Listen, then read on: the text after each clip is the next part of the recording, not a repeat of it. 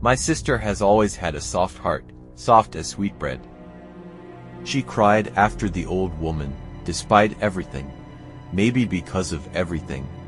I remember holding her as she wept, both of us covered in soot, her fingers scalded from holding shut the oven door. After the tears, she was quiet. She trailed me through the awful house with its sweetbread walls and sugared windows.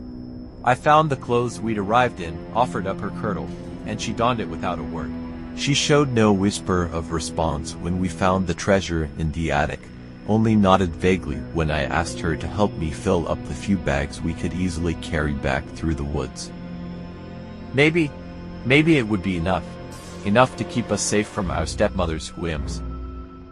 I do not want to go back there. It was the first she'd spoken in hours. I hesitated outside the witch's cottage, looking back over my shoulder at her.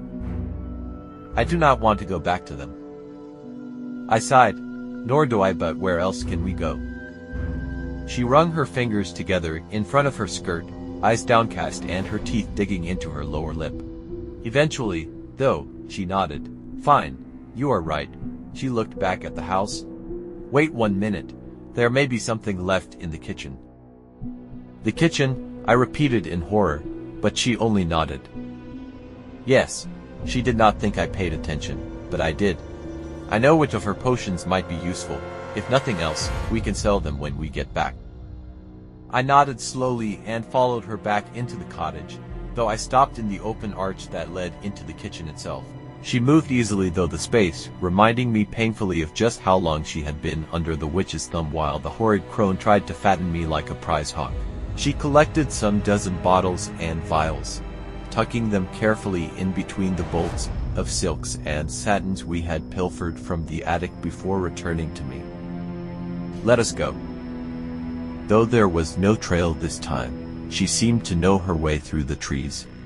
I asked how, once, when we paused to wait out the dark, but all she said was that she simply knew now, as though the forest spoke to her in a way it hadn't before.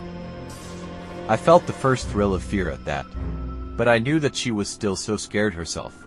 I refused to let her see it. I tried to coax her into dreaming about what sort of life we might have with the witch's pilfered treasure, and managed to earn a wan smile for my efforts. But it was cold and dark, and soon enough we simply huddled together under a gnarled tree as we waited for the deepest part of night to pass. When grayish dawnlight began to filter through the leaves, she was the first to stand. She had gone quiet again, and only answered me with faint hums or single words as we continued on our way. She seemed more comfortable to be leading us now, but something in the set of her shoulders reminded me of something I could not quite name. Eventually, I lapsed into her silence. When the trees broke apart to reveal the familiar shape of our father's home, she froze. Then she broke into a run, and I was only half a step behind her. The door was already opening when we reached the stoop, and our father met us with his arms open and tears in his eyes. He held us close and apologized, over and over, praising the Lord's name. I embraced him in turn, but alongside the relief in my chest, there was an anger in my gut. It had started a spark, but over the length of our trek back through the woods, had grown into a steady flame. I met my sister's eyes over our father's shoulder, and a chill ran through me. If my anger was a flame, then hers was the dead cold of darkest winter. Our father explained that our stepmother had been stricken ill not long after we left. She was in her room now, asleep, and had been for days. He did not expect her to recover, though he had been following the physician's orders as best he could. Perhaps she shall rally to see you, he offered us hopefully. When neither of us answered, he sighed and dragged a hand down his thick beard. There was more gray in it than I remembered. I know you must be angry with me, with us, he told us wretchedly. That I could lose track of you so easily. It is an unforgivable failing in a father. Lost. I started slightly at the sharp edge in my sister's voice. Our father did, too. She had always had a soft voice to match her heart. We were lost, she repeated, staring at him intently. Our father stared back, eyes wide with a hint of fear. Lost, he confirmed at last in little more than a whisper. I dropped my eyes, unable to continue looking at him. My sister did not. Abruptly, she stood from our small table. "We will go see her, then." I blinked, startled both by the sudden movement and the conviction in her voice, but I followed her into our stepmother's sick room. That flame of rage flickered a little higher in my chest, and I found that I could not make myself move more than 2 steps inside the door. My sister knelt beside the hateful woman and smoothed a hand over her brow in a gesture so tender it made me want to break something. "Here." She tipped one of the witch's vials against her lips. "This will help." I almost reached out to stop her, but as though she sensed the movement, she held a staying hand back toward me. When the vial was empty, she stood and brushed her hands down the front of her skirt. She did not look at me as she left the room. I hesitated a moment longer behind her, staring at the woman who had left us to the wood and the wild. Already, her breathing seemed easier. Anger and love for my sister warred, twin flames in the center of my chest. She had always borne such a soft heart. Our stepmother was awake and lively within a day. Though shocked by our return, she was mollified enough by the offerings of treasure we had stolen away, with that she simpered and even summoned up some mawkish tears through which to tell us she was so sorry we had been lost to the wood. My rage burned hotter, and my sister grew colder. "We should celebrate your return," our stepmother exclaimed, a shawl wrapped around her shoulders but no other sign of her illness remaining. "What do you wish for supper, my darlings?" "Sweetbread." I jerked around to stare at my sister, eyes wide and mouth agape. She did not so much as glance at me, but I felt her hand take mine under the table. She smiled at our stepmother, and my throat went dry.